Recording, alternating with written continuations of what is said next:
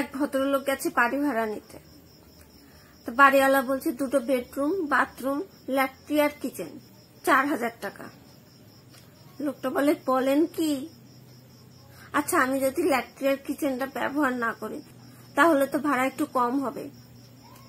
তার মানে আপনি যা ভাড়া বলছেন তা দিয়ে আমার তো খাওয়ার টাকা থাকবে না, তাহলে আমি ল্যাট্রিন আর কিচেন দিয়ে কি করব? এক মহিলা গদি কিনতে গেছে। তা গদিওয়ালা সুন্দর দেখে একটা নরম গদি দেখিয়েছে।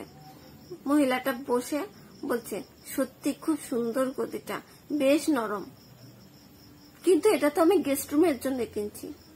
গেস্ট যদি এসে এত আরাম পেয়ে যায় তাহলে তার বাড়ি ফেরার নামই নেবে।